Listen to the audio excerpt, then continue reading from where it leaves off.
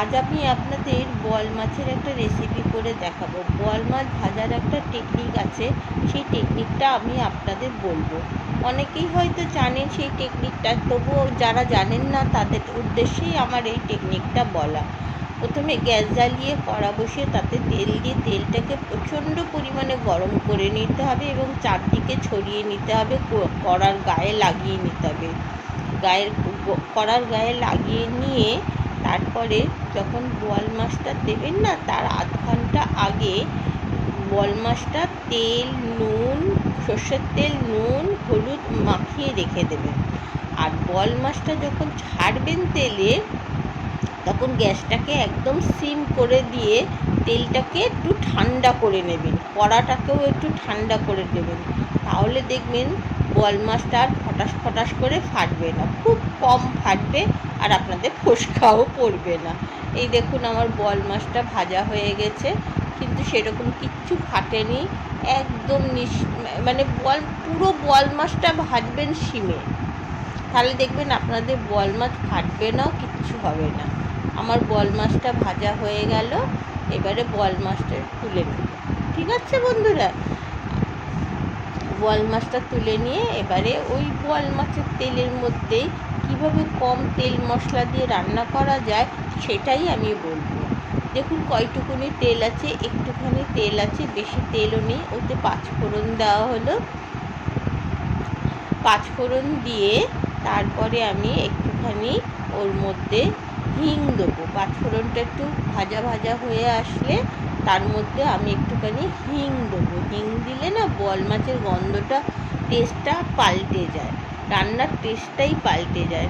খুব সামান্য একটু হিং দেবেন। একটু হিং দিয়ে ভালো করে মানে ঘুরিয়ে নেবেন, মশলাটাকে ভেজে নেবেন। সুন্দর একটা গন্ধ বেরোবে, সেই গন্ধটা বেরোনো অবধি অপেক্ষা করে ওইটাকে ওই ফোড়নটাকে ভেজে নেবেন। ফোড়নটাকে ভেজে নেওয়ার পর, ভেজে নেওয়া হয়ে আসছে, ভেজে নেওয়ার পর এবারে আমি ওর মধ্যে আদা, পেঁয়াজ, রসুন আর হলো টমেটো, ছোট্ট ছোট্ট একদম গুঁড়ি গুঁড়ি 3টে পেঁয়াজ দেওয়া হয়েছে, আর একটুখানি 1 ইঞ্চি না 1/2 ইঞ্চি আদা দেওয়া হয়েছে। দিয়ে এবার মশলাটাকে কষানো হচ্ছে। এবারে আপনাদের উদ্দেশ্যে বলছি, মশলা কষানোটার প্রসেসটা দেখবেন। পুরো ভিডিওটা দেখার অনুরোধ রইল। এই ভিডিওটা দেখলে আপনারা বুঝতে পারবেন যে কম তেল মশলাতে কেন ভালো রান্না হয়। এবারে আমি আলুগুলো দিয়ে দিলাম। আলুগুলো দিয়ে আলুগুলোই মশলার সাথেই নাড়তে থাকবো। আর এর ফাঁকে একটা কথা বলে নিই, আমার যদি এই বোয়াল মাছের রান্নাটা যদি ভালো লেগে থাকে, তাহলে আমার ওয়াও ইন্ডিয়ান ফুড চ্যানেলটিকে সাবস্ক্রাইব করবেন, আর পাশে থাকা বেল আইকনটিকে প্রেস করে দেবেন। যখনই আমি নতুন কোনো ভিডিও আপলোড করব, তখনই আপনাদের কাছে প্রথম নোটিফিকেশান পৌঁছে যাবে।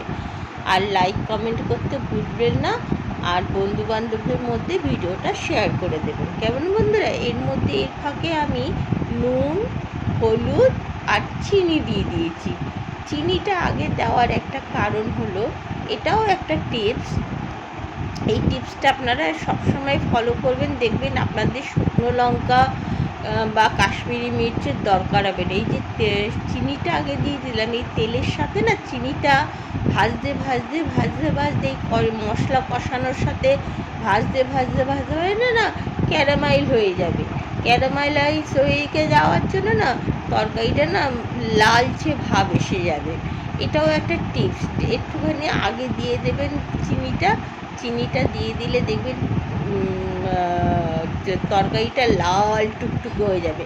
আর মশলা কষাবেন জল দিয়ে সেটা আবার একটু উষ্ণ গরম জল দিয়ে মশলা কষাবেন, দেখবেন খুব ভালো হবে। দেখেছেন আমার মশলা কষানোটা কীরকম হচ্ছে? জল দিয়ে মশলা, আমি কিন্তু আর তেল দিইনি, জল দিয়ে মশলা কষানো হচ্ছে।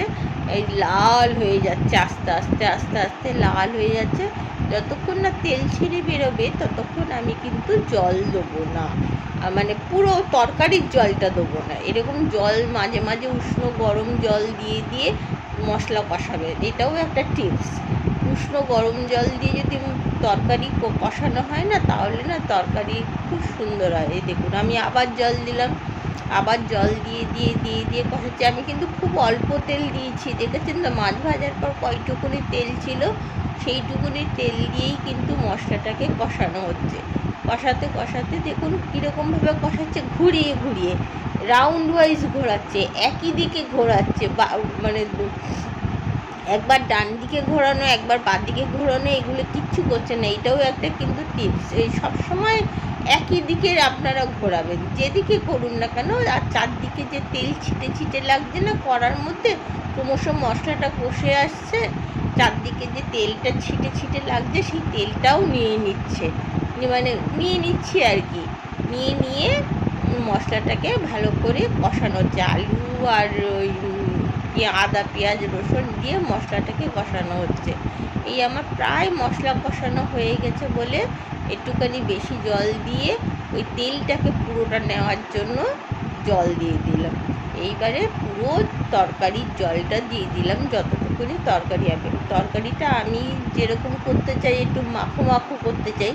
বোয়াল মাছটা তো খুব বড়, বোয়াল মাছ এমনিতে তৈলাক্ত মাছ, ওই তেল দিয়েই ভাত মেখে খাওয়া হয়ে যাবে। এক থালা ভাত আপনারা খেয়ে নেবেন। এবারে কাঁচা লঙ্কা দিয়ে দিলাম, আমরা বাড়িতে ঝাল কম খাই বলে প্রথমে কাঁচা লঙ্কা ফোড়ন দিই। আমি কিন্তু কোনো জায়গায় শুকনো লঙ্কা বা কাশ্মীরি মির্চ ব্যবহার করিনি। আপনি শুধু দেখবেন লাস্টে কীরকম লাল হয়। এবার ঝোলটা ফুটে এসছে, ঝোলটা ফুটে আসার পর আমি আস্তে আস্তে বোয়াল মাছগুলো দিয়ে দেবো। এখানে 6 পিস বোয়াল মাছ আছে, 6 পিস বোয়াল মাছ একটু মানে কায়দা করে দিয়ে দেবো। আমি পুরো মাছ ভাজাটা দেখাইনি, মাছ ভাজা আর পুরোটা দেখি কী হবে, ওই টেকনিকটা বলার জন্যই মাছ ভাজাটা দেখালাম। এবারে দিয়ে দিলাম তেলটা, মাছগুলো দিয়ে দিলাম, মাছগুলো একটু ফুটে সেদ্ধ হোক, সেদ্ধ হলে তারপরে আবার মানে আবার বলবো যে আপনারা আমার চ্যানেলটিকে সাবস্ক্রাইব করবেন না, সাবস্ক্রাইব না করলে খুব ভুল করবেন। আমি কিন্তু অনেক পুরনো দিনের আমলের লোক, আমার মা 84 বছর বয়স, মার কাছ থেকে এইসব টেকনিকগুলো শিখেছি। দেখুন কীরকম তেল বুড়ি বুড়ি বুড়ি বুড়ি কেটে আসছে, তেলগুলো কীরকম বুড়ি বুড়ি বুড়ি বুড়ি করে কেটে আসছে। আস্তে আস্তে সরিয়ে তলায় যে মশলাটা লেগে যাচ্ছে সেই মশলাটা তুলে দিচ্ছি, যাতে পুড়ে না যায়, একটা পোড়া গন্ধ না আসে, এতে কিন্তু তরকারিটা লাল হবে। আর একটা বন্ধু বলছি, এই রান্নাটাতে একদম ধনেপাতা ব্যবহার করবেন না, ধনেপাতা ব্যবহার করলে রান্নার পুরো স্বাদটাই পাল্টে যাবে। এইবারে একটুখানি সর্ষের তেল দেবো, কাঁচা সর্ষের তেল দেবো, এটা অপূর্ব টেস্ট হয়। এই যে কাঁচা সর্ষের তেল দিলাম না, আর অপূর্ব টেস্ট হয়। এবারে বলুন তো বন্ধুরা, কেউ বলবে আমরা শুকনো লঙ্কা বা কাশ্মীরি মির্চ ব্যবহার করিনি? দেখুন কি লাল টুকটুকে হয়েছে, কোনো কিছু না, শুধুমাত্র দুটো কাঁচা লঙ্কা ব্যবহার করা হয়েছে, আর কিচ্ছু না। এর গুণটা কি, আমি আগে চিনিটা দিয়ে দিয়েছি, চিনিটা ক্যারামেল হয়ে যাওয়ার জন্যই এই লাল রঙটা হয়েছে, আর কোনো কারণ নয়। এটা কি একটা বড় টিপস। আর বোয়াল মাছের রান্নাটা কেমন হয়েছে আপনারা জানাবেন কমেন্ট করে। আমি আর কিছু বলছি না, দেখুন বোয়াল মাছটা রান্না কেমন আছে। আজ এইটুকুনি, কেমন বন্ধুরা, টাটা।